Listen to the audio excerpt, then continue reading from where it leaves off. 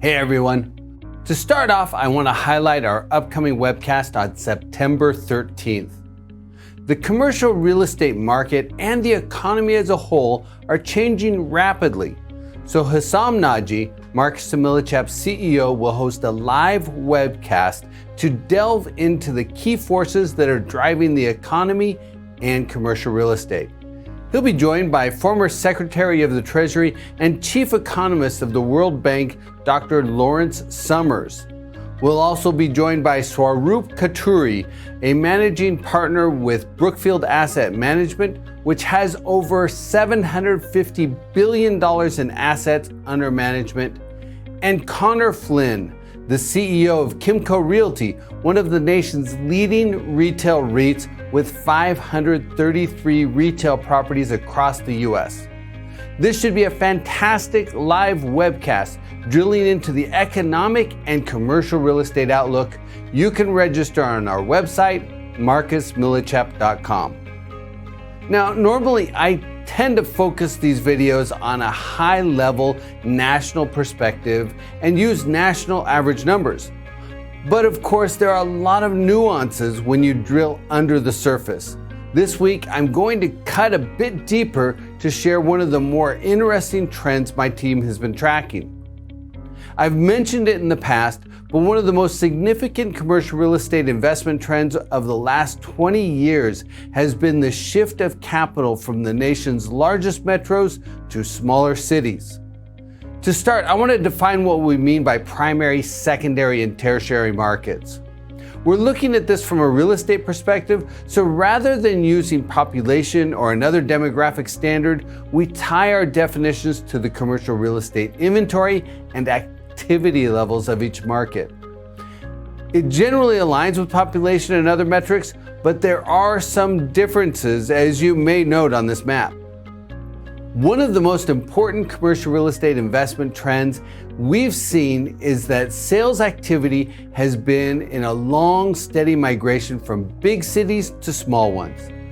In the early 2000s, 60% of the commercial real estate transactions were in primary markets like New York, LA, and Chicago. Then in 2004, the money started to move. By 2007, major metros constituted half of the market. It shrunk to 40% by 2018, and primary markets currently constitute just 33.8% of the total transactions. Now, granted, there's a lot more money coming into real estate today than there was 20 years ago. In 2002, there were about 20,000 commercial real estate transactions over $1 million for a total of $120 billion of activity. Comparatively, in 2021, there were over 90,000 deals for $734 billion of volume.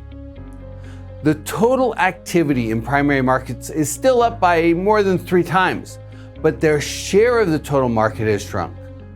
So where has the extra money gone? You may think the secondary markets like Austin, Denver, and Phoenix would get it, but the big lift has been in tertiary metros, the smaller cities across America, and that momentum surged during the pandemic.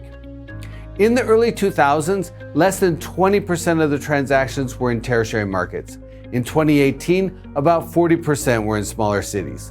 And in the last couple of years, that figure has surged to 47%. Now, you may wonder, why is that? Part of the equation is likely tied to the greater availability of assets in smaller cities. There has generally been less competition for those properties. Part of it's likely tied to the higher yields. The average cap rate in tertiary metros runs about 100 to 150 basis points higher than primary markets. But the biggest component is likely tied to the price point. Properties in smaller cities trade at prices 30 to 50% lower than in primary markets, which is appealing to smaller investors. Basically, investors can get into larger assets where professional management can make sense at a lower price point. In addition, as migration to smaller cities has strengthened, especially since the onset of COVID, apartment results have been boosted significantly. Tertiary apartment revenues are up by 81% compared to a 60% gain in primary markets. And as I mentioned earlier, a lot of that lift came since the pandemic. For example, compared to 2019, apartment revenues in primary markets are up 17%, while tertiary markets are up 32%. This reflects the pandemic migration patterns created by the health crisis that favored lower density and larger housing units as people were allowed to work remotely. As an investor, the big question in my mind is whether this trend will hold. The two factors that I think will have the most bearing on this are demographics and whether a significant portion of the labor force continues to work from home. Demographically, the aging of millennials into their 30s and 40s, together with baby boomers aging into their 60s and 70s, both likely favor the smaller cities. As for working from home, that's likely to be pretty sticky as long as the US faces a labor shortage.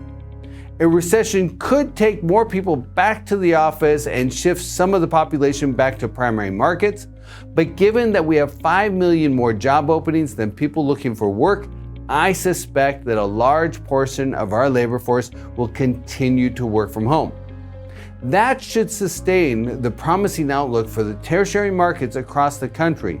But as always, investors need to keep their eyes on the horizon.